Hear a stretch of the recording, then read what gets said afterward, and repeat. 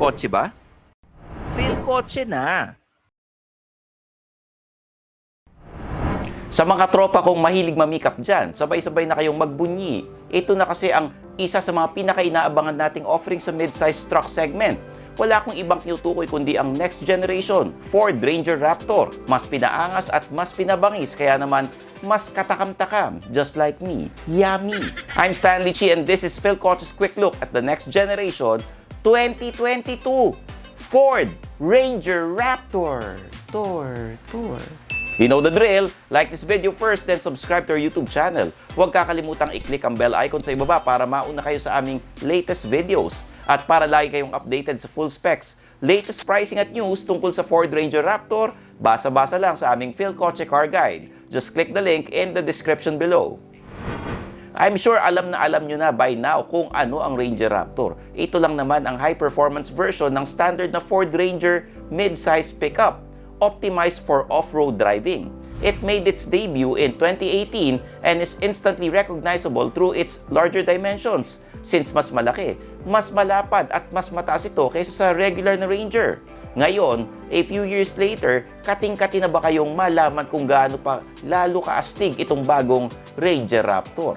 Well, imagine no more kasi sama-sama nating silipin kung ano ba ang bago dyan. Sanggang dikit sila ng F-150 Raptor at ng Bronco Raptor, all of them being products of the Ford Performance Division. Wala pa tayong official stats sa measurements ng bagong Ranger Raptor ha, pero kita nyo naman sa itsura pa lang, parang wala nang sasantuhin. Napakalaki naman kasi ng T nito, as in, yung T6 platform na 2011 pa pinauso ng Ranger. Yan ang T na gamit na gamit.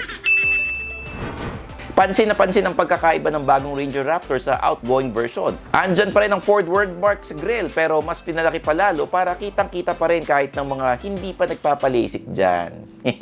Sa sobrang laki ng Ford text, parang sumasapaw na sa headlamps. But as you can see, ang solusyon ng Ford, gawing C-shaped ang ilaw. LED matrix headlights yan, redesigned with a distinctive DRL signature at may dynamic auto-leveling pa para consistent ang tama ng ilaw sa daan. Parang bicep na nagfe-flex, di ba? Sa ibaba ng grille, medyo redesigned ang front bumper at skid plate pero andyan pa rin syempre ang LED fog lamps. Over the hood, there are now functional air intakes to aid in engine performance. Nakakabit pa rin ang black fenders sa wheel arches kung saan 17-inch alloy wheels ang nababalot sa Ranger Raptor exclusive all-terrain tires. Natataasan ba kayo sa stance ng bagong Ranger Raptor? No problemo, dahil may kasamang cast aluminum side steps para madaling sakyan. Medyo naiba rin ang character line sa profile, mas dynamic ang itsura. Como pickup, natural, andyan ang rear bed, this time with available sports bar and side rails para madaling igapos ang cargo na dala nyo. LED pa rin ang tail lamps, redesigned din for a blockier yet more compact look. May Ranger stamping na rin sa tailgate at yung precision gray rear bumper. May integrated running board at tow hitch para always ready sumabak sa batakan. Nakasilip din ang dual exhaust tips sa likod. Munting patalastas lang. Kung hanap nyo ang hottest promos and deals for brand new cars sa Pilipinas, punta na sa philcoche.com. Sing-init ko ang mga offers doon at garantisadong makikita mo ang affordable dream car mo. Let's head over to the cabin which still features space for up to 5 occupants. Fighter jet inspired ang bagong sport seats kaya baka ganahan kayong paliparin ang bagong Ranger Raptor kahit baku-baku ang daan. Mas komportable naman at may dagdag na support pad during high-speed cornering. Kitang-kita ang code orange accent sa upholstery, pati na rin syempre sa redesigned dashboard, premium heated sports steering wheel at magnesium paddle shifters. Maski yung ambient lighting, amber ang kulay. Parang nasa mood tuloy akong mag-orange juice. Hindi lang pang forma ang cabin ng bagong Ranger Raptor dahil siksik din ito sa technology. All digital na ang 12.4-inch instrument cluster nito, matched with a 12-inch touchscreen head unit running Ford's next generation Sync 4A connectivity.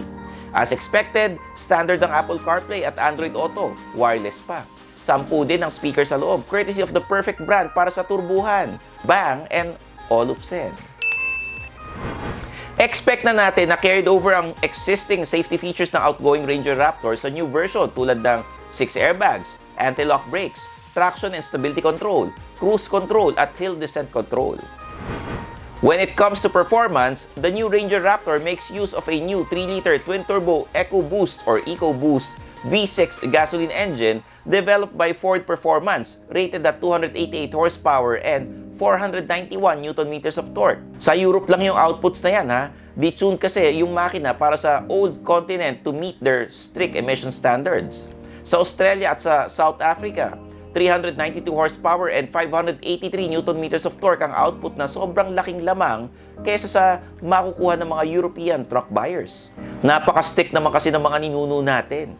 Anyway, compacted cast iron ang materyales ng engine block, estimated to be 75% stronger and stiffer compared to traditional cast iron engines. May anti-log system pa ang turbo nito. Pinapaikot ang turbochargers for up to 3 seconds para naman hindi bitin ng hataw after making a turn or shifting gears. 10-speed ang automatic transmission at bawat isa sa forward gears may individual boost profile for optimized performance. Ito importanteng tandaan ha, market-specific ang Ranger Raptor. So sa pagdating nito sa Pilipinas, malamang iba yung makina nito. Pero sigurado, mas malakas pa rin sa current 2-liter bi-turbo diesel engine that's good for 211 horsepower and 500 Nm of torque. Siyempre, kailangan nating hintayin ang confirmation ng Ford Philippines tungkol dyan. Yung mga mahilig magpakabit ng aftermarket exhaust dyan para lang maibang tunog, huwag na kayong mag-aksaya ng pera dahil may 4 na selectable exhaust sounds ang new Ranger Raptor. Kasama na ang quiet kung ayaw nyo makaistorbo ng kapitbahay, hanggang baha kung gusto nyong ipagsigawan sa mundo ang angas ng bagong Ranger Raptor nyo. At dahil kilala ang Ranger Raptor sa off-road performance, hindi pwedeng mawala ang Fox suspension nito. The system now uses next-generation Fox LiveVolve 2.5-inch shock absorbers featuring Teflon-infused oil for 50% less friction.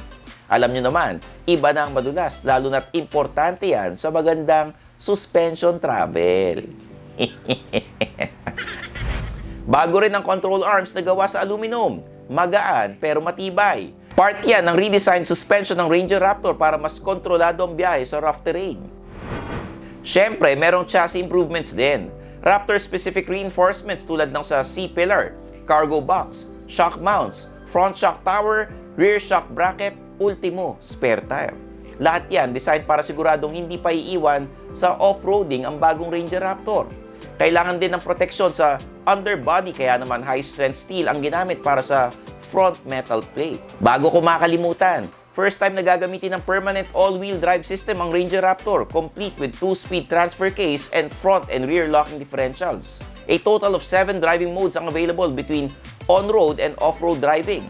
The better para makapag-adapt ang pickup na ito kahit pabago-bagong daan. Dahil bagong-bago at mainit-init pa ang new Ford Ranger Raptor, wala pang pricing information for now. Sa Europe at ibang markets pa lang ito magiging available initially. Dadating daw sa kanila ng summer equivalent to the 3rd quarter of the year. Gaya nga ng sinabi ko kanina, market-specific ang Ranger Raptor, so yung ASEAN at Philippine version malamang may slight differences pagdating sa specifications and standard equipment. Antayin natin yung announcement, malamang malapit na yan. At yan ang Phil Coches Quick Look at the 2022 Ford Ranger Raptor. I'm your host Stanley Chi, ang new senpai ng turbuhan na nagpapaalala sa inyong lahat na i-follow ako sa mga social media accounts ko. Meron akong Facebook, Twitter, Instagram, TikTok, Kumu, at meron akong YouTube channel, youtube.com/StanleyChi. Ako naman ang tulungan nyo magkaroon ng 100,000 subscribers before the end of the year. Meron akong podcast sa Spotify and Apple Podcast, Underpaid with Stanley Chi. Mag-subscribe na at makinig. At syempre, Suplado Store sa Shopee para makakuha kayo ng mga suplado shirts tulad nitong suot ko. So paano ba yan? Kita-kits tayo sa next video. Bye-bye! Thanks for watching! For the latest news, reviews, and anything you want to know about cars and car ownership, visit philcoche.com.